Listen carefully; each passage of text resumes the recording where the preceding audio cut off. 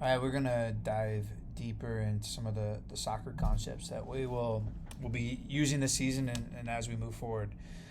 The starting point is going to be on the build phase. So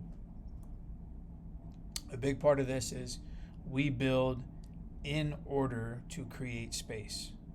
So the mission of the build is to create space, and then we have these methods or these principles that we're going to do to then meet that goal.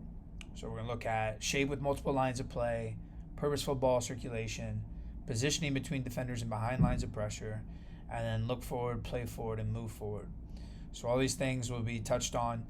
The diagrams will have all these except for purposeful ball circulation. So we'll talk about it here. So that's more of individual habits, making sure that we're receiving in a way that allows us to move the ball to the next best action, and then being able to demonstrate a range of passes that are then appropriate for the situation. So these are the purposeful ball circulation is definitely a team concept, but it's heavily driven by individual moments as well.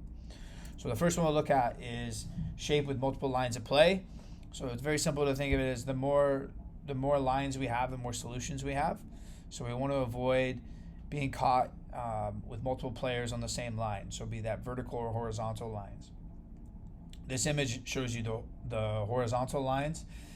Even with this, we have 7 different lines of play based on how we are positioned. So we're staggered, even if it's a yard here or there. The staggering allows us to have different angles, different ways to connect, and again, tougher for us to be defended.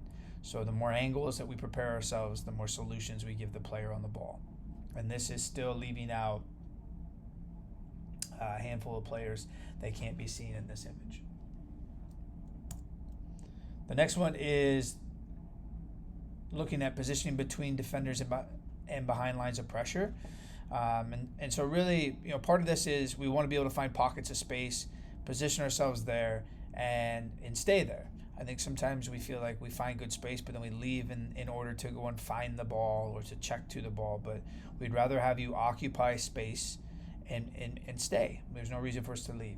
So, and another reason for this is we're wanting to create indecision with the opposition. So if we can find these little pockets where multiple players are worried about us, their eyes drift onto us and maybe start to lose track of where the ball's at. They start to lose track of other teammates of ours, and we start to create these advantages. We use this clip here to show that. And really what we're going to be looking for is that player who's sitting in between lines of pressure in between players. And she'll receive this from our left center back, Tally, who's carrying forward. So that player sitting in between the box is Maya. So when she gets this ball, watch the body shape and the eyes of everyone here. So she's not currently man marked. She's sitting in that space. And as the ball goes, body shape is staring at Maya and the ball. Now, who steps, who's going to deal with it, that's all that stuff they're dealing with right now in their head as a defensive structure. But now we have Sydney, who's our left wing back, advancing up the field, and Maya is able to combine with her. And then herein lies the advantage. So it's Maya versus, you could say, 4 players hypothetically, and Sydney is there. So we're outnumbered, but Maya's positioning allows us to have some space and the ability to then find the free player, which is then Sydney moving forward to now be able to run at their back line. The next one is the look forward, to play forward, to move forward. So first one is look forward. We always want to be able to look to see, 1, can we score? And if not, 2, can we then find the player who can't score? So we want to look to the furthest away player. So we want to look there. Again, the next step is, can we play it? And if for some reason that pass isn't on, can we still find someone who can play forward and progress us forward? So we want to look that way. We want to play that way if we can.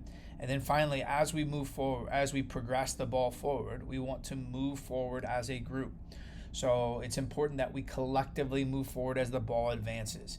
That allows us to be prepared for transition. So just in case the ball turns over, we're all a tight block ready for that pressing moment, and we can kill the space that the other team would use to counterattack us.